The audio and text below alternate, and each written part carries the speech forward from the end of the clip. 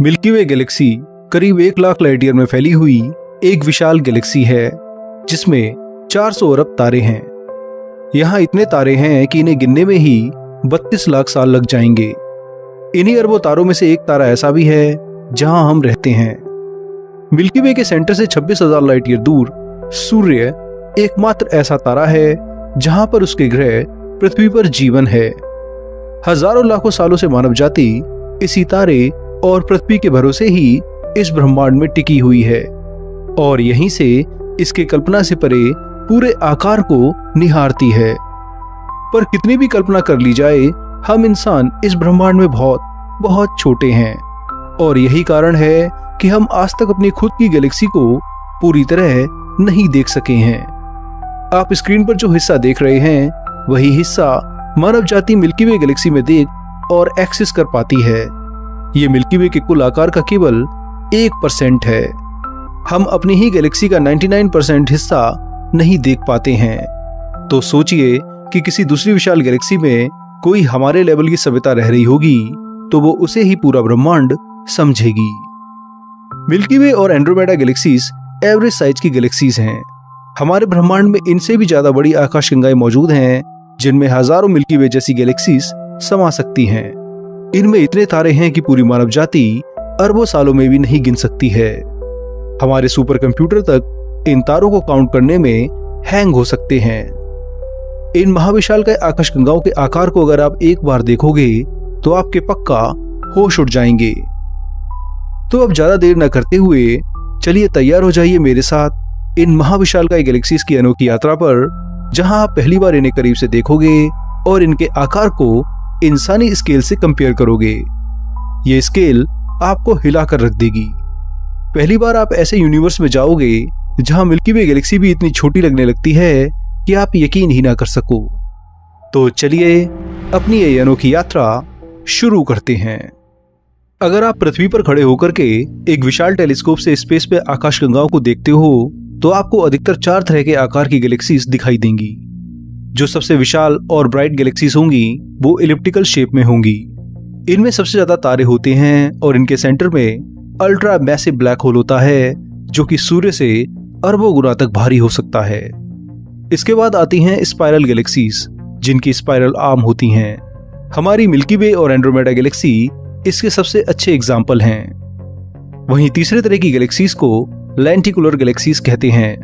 इनका आकार spiral galaxies और इलिप्टिकल गैलेक्सीज के बीच जैसा होता है। इन्हें अगर आप स्क्रीन पर देखेंगे तो आपको ये ऐसी लगेगी जैसे स्पाइरल और इलिप्टिकल गैलेक्सीज को फ्यूज कर दिया हो।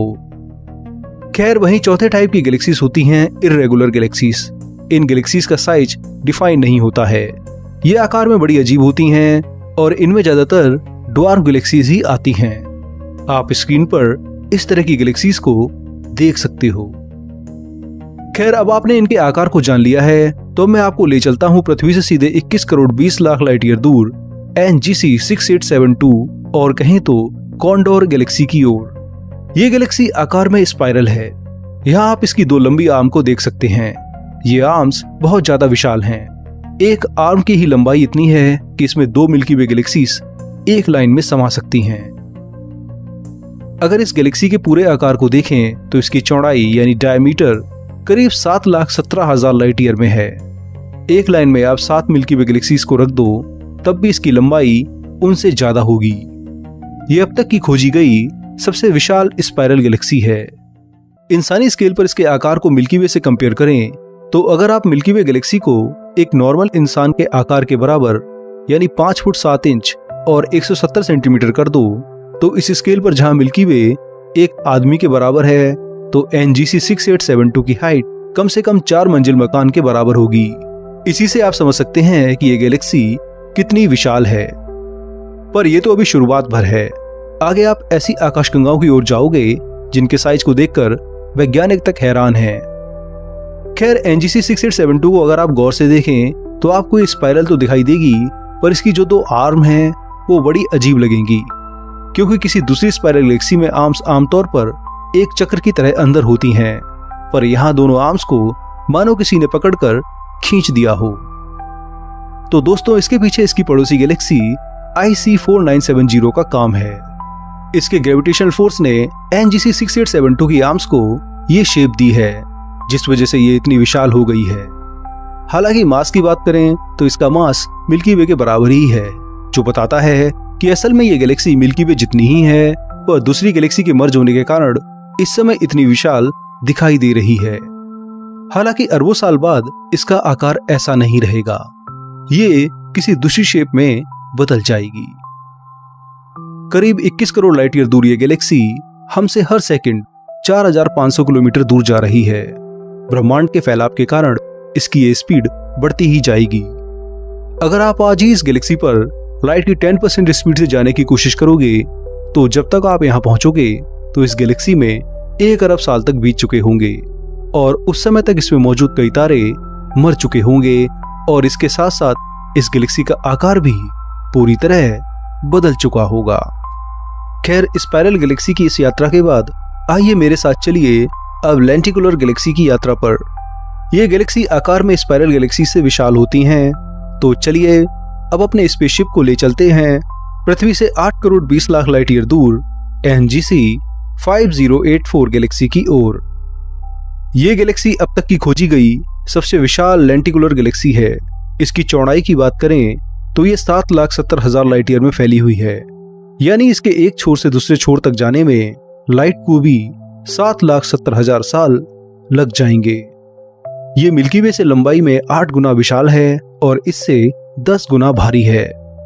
अगर इंसानी स्केल पर कंपेयर करें तो जहां मिल्की वे गैलेक्सी की हाइट आपके बराबर यानी 170 सेंटीमीटर है, तो उस आधार पर यह गैलेक्सी 5 मंजिल मकान के बराबर होगी।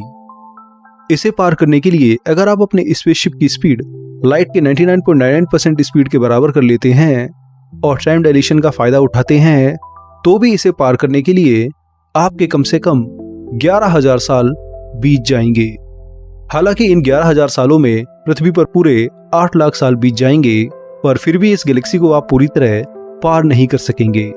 इसके स्टार क्लस्टर और गैलेक्टिक हालो यानी इसकी भारी बाउंड्री को पार करने में तो आपको और 25,000 साल अपने स्पेसशिप में लगेंगे, तब जाकर के आप इस गैलेक्सी से पूरी तरह बाहर आ पाओगे।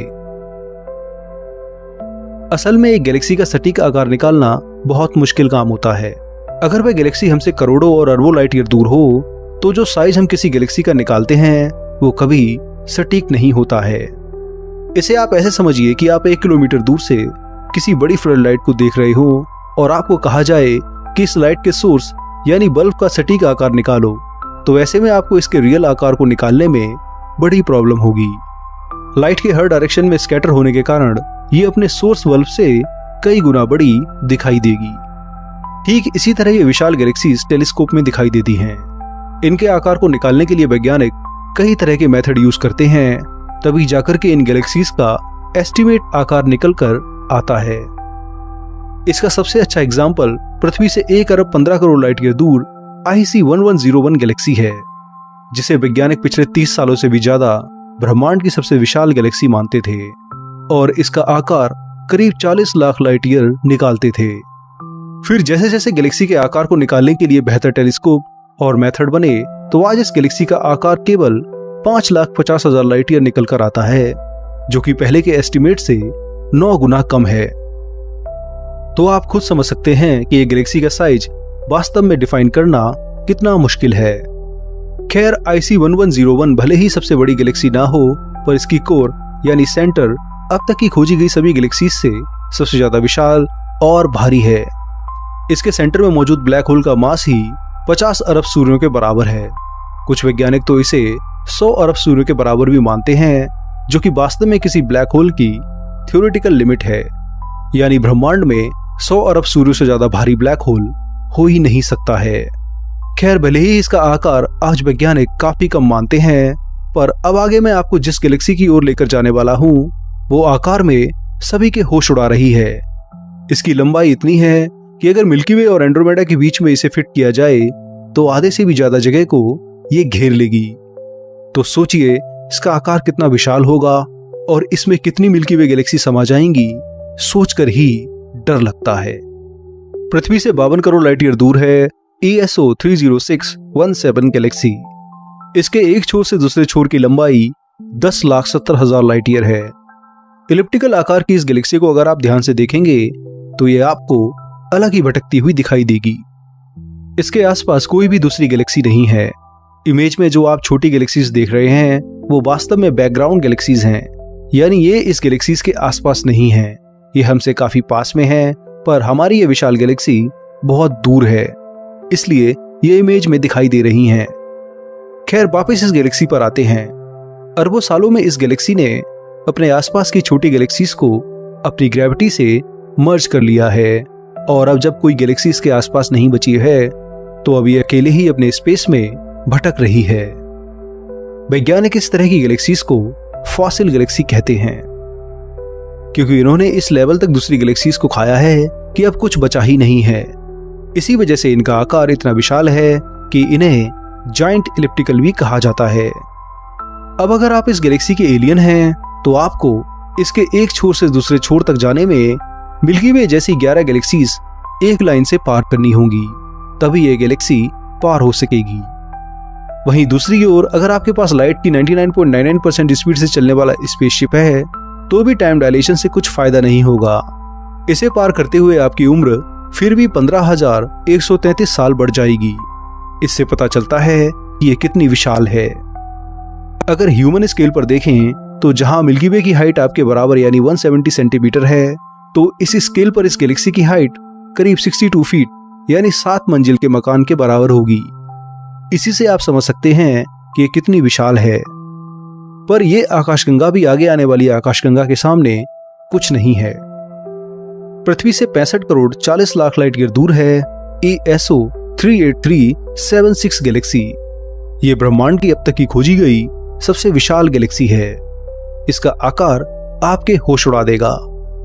करीब 18 लाख लाइट ईयर में फैली ये गैलेक्सी इतनी विशाल है कि इसे एक लाइन में कवर करने के लिए आपको 18 से 19 मिल्की वे गैलेक्सी चाहिए, तभी आप इसे कवर कर पाओगे। अगर ये गैलेक्सी मिल्की वे और एंड्रोमेडा गैलेक्सी के बीच जो दूरी है उसमें रख दी जाए तो 70% तक की एरिया को यही गैलेक्सी कवर कर लेगी। वहीं अगर इसके स्टेलर हालो यानी इसके तारों की चमक और डार्क मैटर के फैलाव को भी जोड़ लें तो ये अपने विशाल आकार में मिल्की वे और एंड्रोमेडा गैलेक्सी को भी शामिल कर लेगी और आधे से ज्यादा लोकल ग्रुप में यही गैलेक्सी दिखाई देगी। अगर ह्यूमन स्केल पर बात करें तो मिल्की वे जहां आपकी हाइट के बराबर है, तो ये गैलेक्सी उस लेवल पर 112 फीट की है, यानी 12 मंजिल बिल्डिंग जितनी। इसी से आप समझ सकते हैं कि ये कितनी विशाल है। अब अगर आप अपने स्पेसशिप से इस गैलेक्सी को लाइट की 99.99% स्पीड से पार करने की कोशिश करते हो तो भी आपको टाइम डायलेशन के होते हुए भी 25,400 साल लग जाएंगे।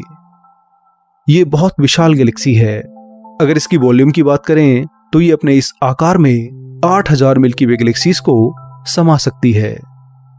हालांकि इतनी विशाल गैलेक्सी होने के बाद भी इसके ब्लैक होल का मास IC 1101 गैलेक्सी के ब्लैक होल के मास से कम है। वैज्ञानिक इसके ब्लैक होल को कम से कम 20 अरब सूर्यों जितना भारी मानते हैं, जिससे पता चलता है कि यह गैलेक्सी भले ही आकार में IC 1101 से विशाल है, पर मास और तारों की गिनती में काफी पीछे है। इसलिए एक सेंस में आज भी ब्रह्मांड की सबसे बड़ी और भारी गैलेक्सी IC 1101 ही है। खैर, ESO 38376 गैलेक्सी हमसे लगातार 11,566 किलोमीटर पर सेकंड की स्पीड से दूर जा रही है। यह स्पीड लाइट की स्पीड की 4% है। पर यह बात सबसे हैरान करने वाली नहीं है। यूनिवर्स का एक्सपेंशन रेट लगातार बढ़ता है और जितनी ज्यादा दूरी होती है गैलेक्सी उतनी ही तेजी से हमसे दूर जाती है। जब यह गैलेक्सी हमसे 1 अरब लाइट ईयर दूर होगी तो इसकी रिसेशन वेलोसिटी यानी हमसे दूर जाने की स्पीड लगभग 21,000 किलोमीटर पर सेकंड हो जाएगी और फिर ये और तेजी से हमसे दूर जाती रहेगी। अगर हम आज लाइट की 99.99% स्पीड से चलने वाला स्पेसशिप इस गैलेक्सी की ओर भेजें तो हमें यहाँ जाने में 68 करोड़ साल लगेंगे, पर यहाँ तक जाने में आपके स्पेसशिप में 9 लाख साल बीत जाएंगे। खैर, ऐसा करना लगभग इम्पॉसिबल ही है। हम लाइट की स्पीड से चलने वाला स्पेसशिप फिलहाल नहीं बना सकते हैं, और अगर हमने बना भी लिया तो जब तक ये यहाँ तक पहुंचेगा तब तक ये गैलेक्सी हमसे और दूर हो जाएगी। अगर ये गैलेक्सी हमसे 1 अरब लाइट ईयर दूर हो गई तो ये हमसे 21,000 किलोमीटर पर सेकंड की स्पीड से दूर होती जाएगी और अगर ये 5 अरब लाइट ईयर दूर चली गई तो फिर ये हमसे 1,30,000 किलोमीटर पर सेकंड की स्पीड से दूर होती जाएगी और 10 अरब लाइट ईयर पर 2,40,000 किलोमीटर पर सेकंड की स्पीड से। इसलिए जो भी गैलेक्सी हमसे आज 10 अरब लाइट ईयर दूर जा चुकी है, हम उस पर अब कभी भी नहीं जा सकते हैं। अनंत काल तक भी यात्रा करें तो भी यूनिवर्स के लाइट की स्पीड से तेज एक्सपेंड होने के कारण आप कभी भी यहाँ नहीं पहुंच पाओगे। इसी वजह से हम आज ब्रह्मांड की 94% गैलेक्सीज पर कभी नहीं पहुंच सकते हैं। ये हमें जहां दिखाई देती हैं वहां से केवल वही लाइट हमें दिखाई दे रही है जो 13 अरब साल पहले इन गैलेक्सीज से निकली थी। अब ना जाने कितनी गैलेक्सीज ऐसी होंगी जो हमारी इस ESO 38376 जैसी महाविशालकाय गैलेक्सी से भी हजारों गुना बड़ी हों, पर हम उन्हें अब कभी भी नहीं देख सकते हैं। इसलिए फिलहाल हम इसी गैलेक्सी को ब्रह्मांड की सबसे बड़ी गैलेक्सी मानते हैं। आगे अगर कोई दूसरी विशाल गैलेक्सी मिलती है तो फिर वह इसकी जगह ले लेगी, पर ऐसा होने के चांस अब बहुत कम है, पर इम्पॉसिबल बिल्कुल नहीं है। खैर दोस्तों, इस वीडियो में इतना ही। यहाँ हमने ब्रह्मांड की सबसे विशाल गैलेक्सी की एक यात्रा की है और जाना है कि इसका आकार कितना विशाल है। अगर आपको ये वीडियो पसंद आई है तो जमकर कमेंट करें और साथ में इस वीडियो को लाइक और शेयर भी करें और साथ में चैनल को भी सब्सक्राइब करें। अब मैं आप लोगों से मिलूंगा अगले हफ्ते एक और मजेदार स्पेस वीडियो के साथ। तब तक के लिए नमस्कार, जय हिंद, आपका दोस्त शिवम।